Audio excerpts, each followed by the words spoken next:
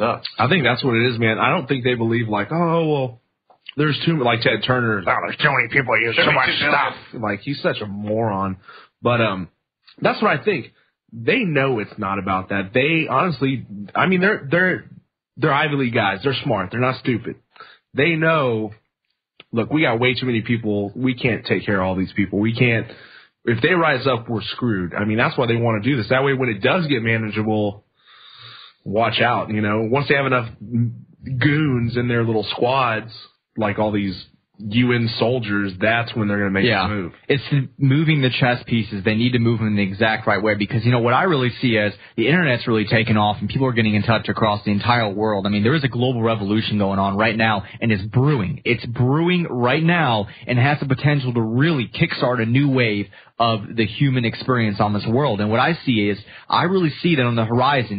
If a revolution starts, I think it'll come in the form of a libertarian-leaning Occupy fusion is what I see. I see if Occupy would really pushed for, you know, less government and less big, you know, anti-big government and anti-big corporate, you know, feeding off of the people, destroying that angle. If they were to combine those, but it was more so towards just the business angle, the anti-corporation, you know, where if it was a fusion, which I think in the future it will be, because I think the libertarian movement is growing. I think the Occupy, you know, kind of feature is growing as well, and I think they will eventually fuse in a way that you can't stop because they can't paint it left or right. You know, that's the thing, is that, and it's going to come in such a force, and people are going to be so connected and so knowledgeable of all this stuff that you can't stop it. It's going to be an idea whose time has come, and they're not going to be able to stop it. And I think that the global controllers are really aware of this. I think that the people behind the closed doors, the Bilderberg. I mean, imagine this, you're a Bilderberg, guys. I mean,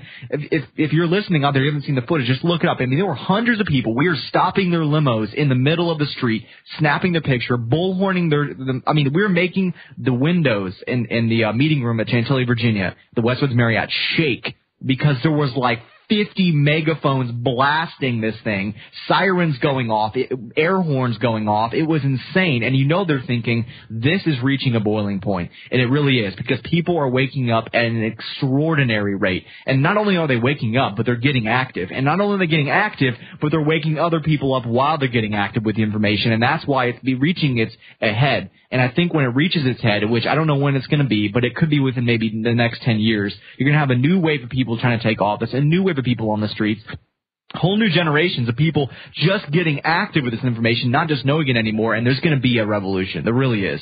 And I know it's going to be a peaceful revolution, but I know that they got the power structure in place now with this Department of Homeland Security and this police state to try to deal with that. And I think that's what we see coming to a head. And I think they are manipulating the economy to deal with the revolution, to try to quell it in that sense, because they always say, and you know, we have people for a long time now that have been investigating Bilderberg, and one of the constant themes and discussions is, why do these people have enough money to make it all the way to our meeting? Why can they travel freely? Why can they do this? We need to crash the economy faster. We need to make gas prices go up. We need to stop this.